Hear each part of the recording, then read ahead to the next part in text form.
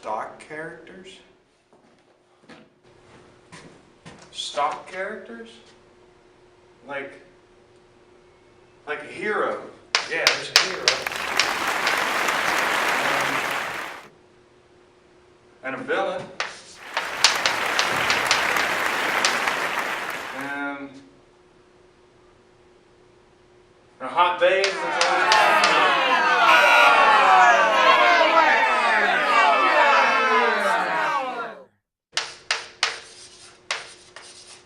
So Henry has to be the hero. It makes sense. And the hot babe's definitely the queen. Queen Margot. In regards to Queen Margot's beauty, on page 9 it says, Margaret at this period was scarcely 20, and already she was the object of all the poets' eulogies, some of whom compared her to Aurora, others to Cytherea. She was truly a beauty, without rival in the court of which Catherine de Medicis had assembled the loveliest women of the age and country. And the villain, that's Catherine. She's such a bitch. What else? What am I missing? What am I missing? What am I missing? I'm missing something. There's the hero, the villain, the villain's accomplice. It's that bad guy, I know. That has to be him. And there's always some kind of loyal servant. And La Mole's like Margot's loyal servant.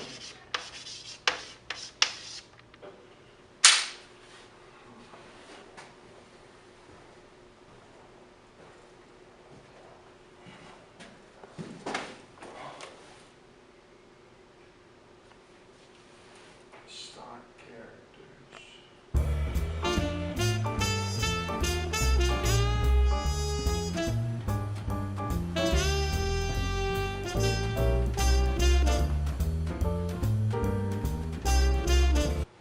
What the hell?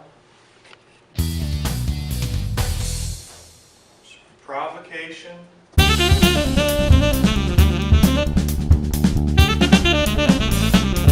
Pangs.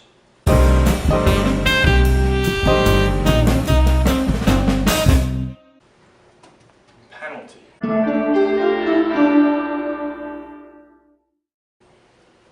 Now the queen wants to keep the power. So that's got to be provocation. And pangs, well, those two guys get executed. And what penalty? Well, she poisons her own son. I mean, accidentally.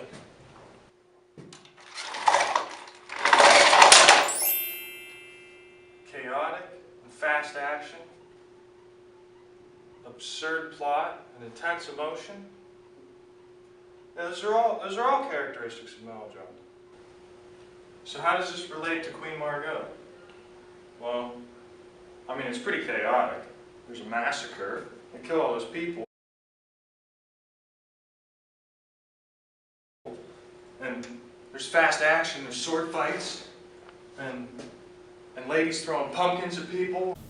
On page 70, it paints a picture of some intense action during the St. Bartholomew's Day massacre, and it says, "Ah, traitors, assassins, it is so.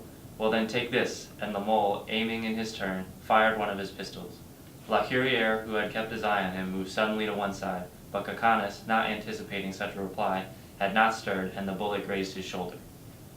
Farther down, it says, Cacanus rushed into the closet, but it was empty, and the window open.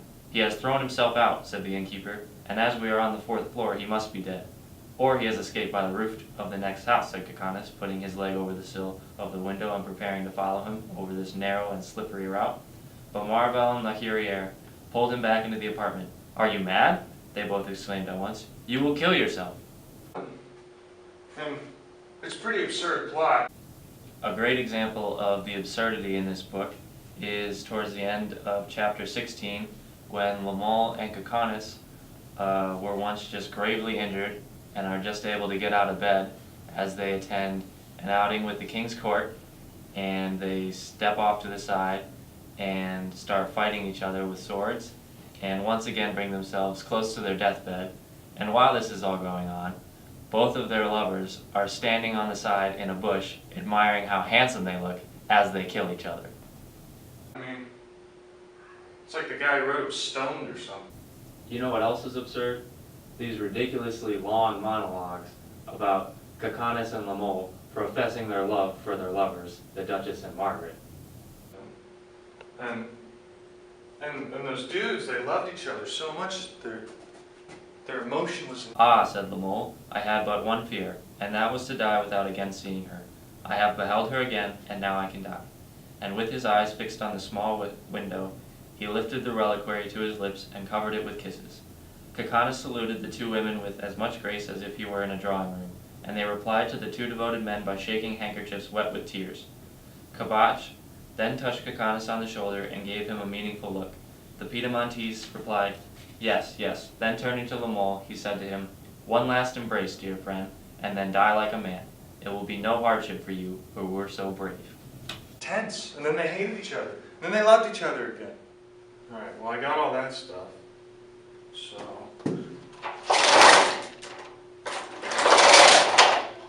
Damn! Alright.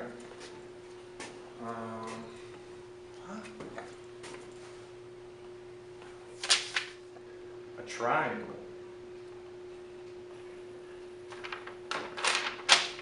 What the hell good is that?